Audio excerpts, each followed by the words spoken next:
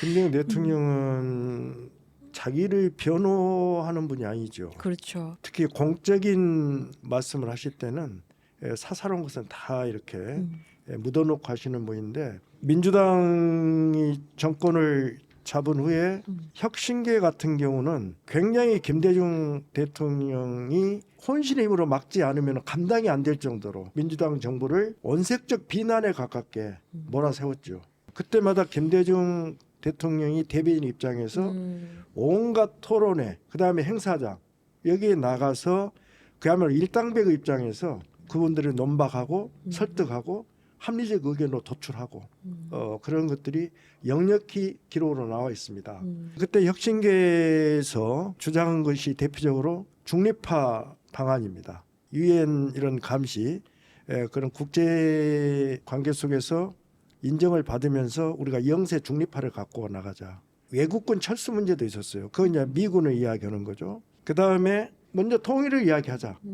그 다음에 이제 민주, 그런 입장을 가지고 혁신계가 몰아붙였죠. 근데 아시다시피 그 당시는 휴전 정확히 7년이죠. 예. 1953년 7월에 휴전이 이루어지니까, 휴전 협정이.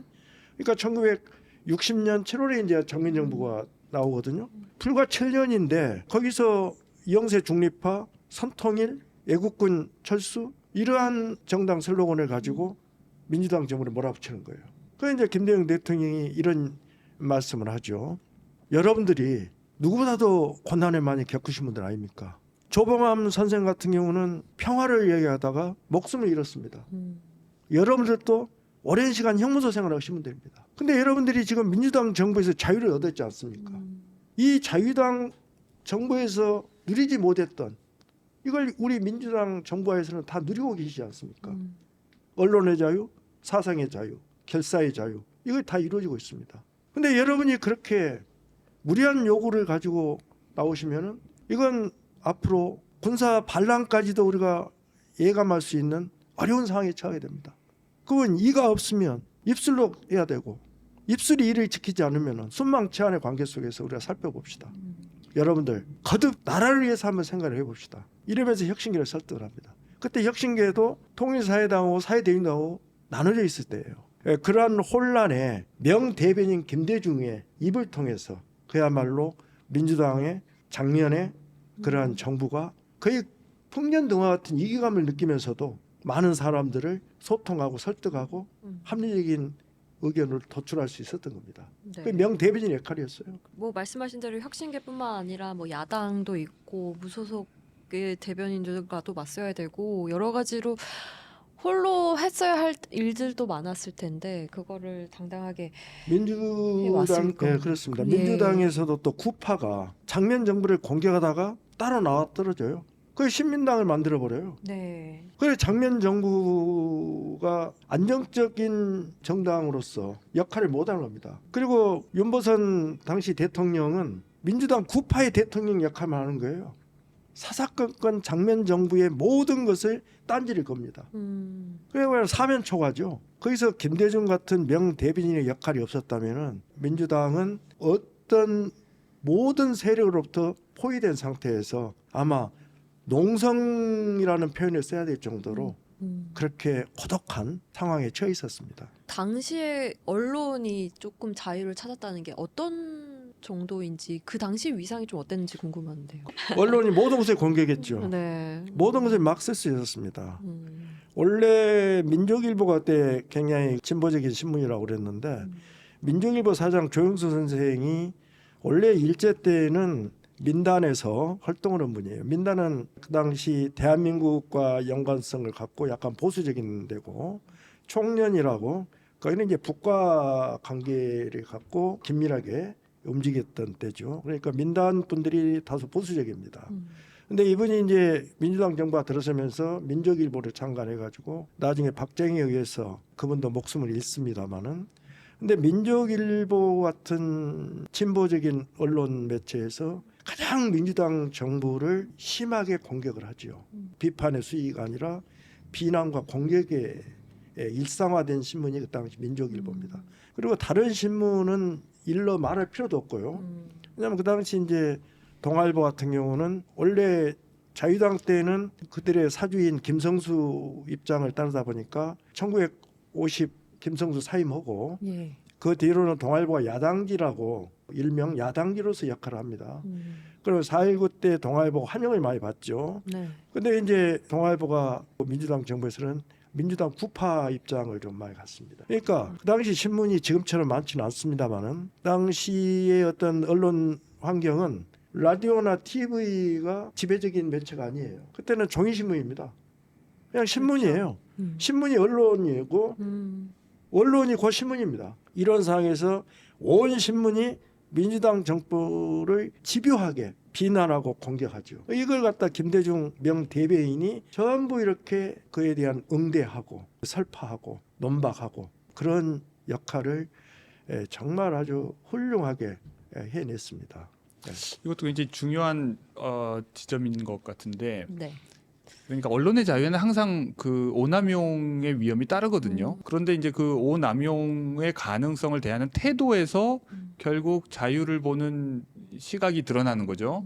그러니까 오남용 가능성이 있으니까 제한한다거나 뭐 연령을 제한하건 숫자를 제한하건 또는 뭐 허가를 얻게 하건 아니면 나중에 검사를 하건 뭐 여러 가지 방식으로 이제 제한을 두는 사람들이 쭉 있었습니다, 우리나라에. 그런데 이제 또 다른 방면은 언론의 자유의 남용 가능성이 있지만 그렇다고 그것을 억압하거나 정부가 권력을 이용해서 통제하려고 들면 얻는 것보다 잃는 것이 훨씬 크다고 하는 생각이 한편에 또 있습니다. 거슬러 올라가면 뭐 존 스튜어트 밀부터 시작해서 네. 오랫동안 그 사상의 자유와 표현의 자유가 왜 뗄 수 없는 것인지를 옹호하는 논리들이 있거든요. 그것은 네. 결국 그것이 가지고 있는 온갖 위험함에도 불구하고 그것을 억압했을 때 인류 전체가 잃어버릴 손실이 너무나 크다는 겁니다. 아. 그리고 거기에 맞서는 유일한 자유로운 방법은 논리로 승부하는 거죠.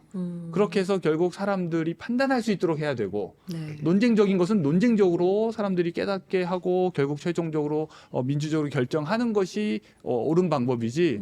이것 또한 제가 보기에는 그런 의미에서 김대중 대통령의 그러니까 국민에 대한 신뢰가 드러나는 부분인 것 같아요. 예를 들면 무지몽매한 국민들은 쉽게 현혹된다. 이렇게 생각하면 귀를 막게 만들려고 하죠. 그래서 그렇죠. 이제 이런 네. 가짜 뉴스는 다 입막아야 돼. 이렇게 생각할 수 있는데 국민들의 성숙함이나 국민들의 판단 능력을 신뢰하면 충분한 정보가 제공되면 뭐가 옳은 말인지를 충분히 옳게 판단하실 거라고 하는 믿음이 있으면 허용하는 거죠.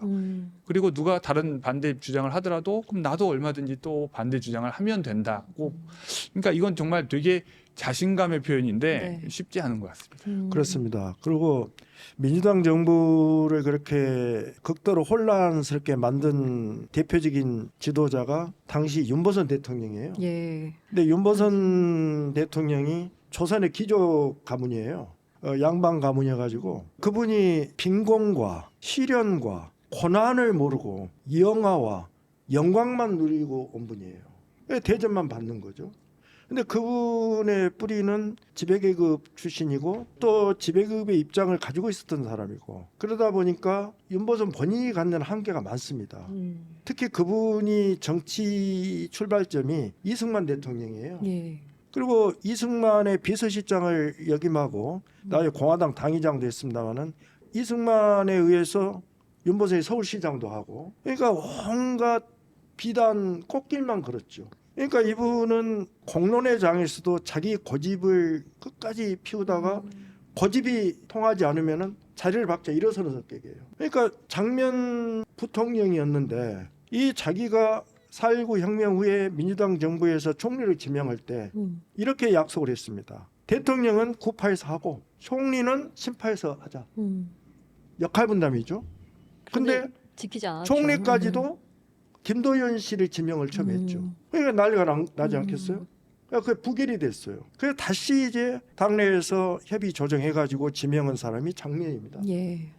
장면 총리가 이렇게 정부를 출범했으면은 대통령으로서의 권한은 충실하게 이행하고 가야 되는데 권한만 누리고 의무는 자기가 아예 수행하지 않은 거예요. 그리고 하나의 패거리 서클의 우두머리처럼 민주당 구파들만 늘 만나는 회합 장소. 좋은 의미에서 회합이고 그냥 잔치 자리죠.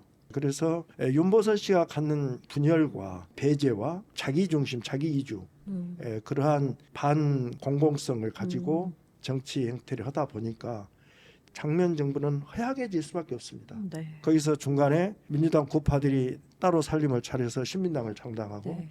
이런 어려움 속에서 김대중 대통령이 얼마나 고군분투했는가. 그분의 그 학습 능력, 언어 능력, 대중을 상대하는 그러한 품격의 능력 이런 것이 총화되어 있지 않았다면은 민주당 정부는 작년 총리는 더 얼마나 고독했을까 이런 생각을 쉽게 유추할 수가 있어요. 네. 예.